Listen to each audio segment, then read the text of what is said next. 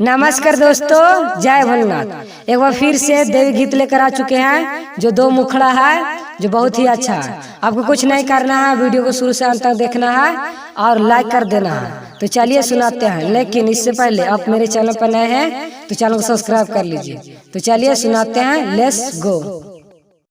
First मुखड़ा। जाता रुरवाई माई अपन बलकवा के, जाता रुरवाई माई अपन बलकवा के। देख ले तुम्हारी खोली अपनी पलकवा के, देख ले तुम्हारी खोली अपनी पलकवा के। जाता रुरवाई माई अपनी बलकवा के, जाता रुरवाई माई अपना बलकवा के। कैसा लगा? अच्छा लगा तो लाइक कीजिए और आगे सुनिए, बहुत ही अच्छा है। दूसरा गाना।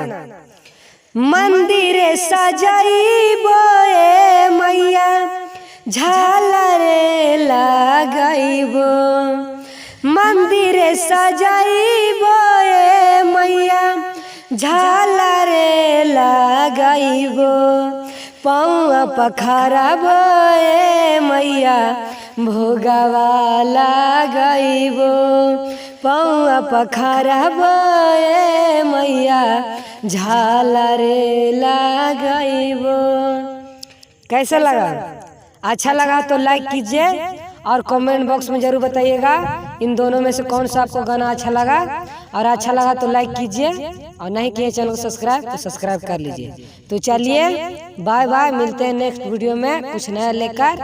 इसी तरह हौसला बढ़ाते रहिए और गाना सुनते रहिए, मैं इसी तरह गाना लेकर आता रहूँगा।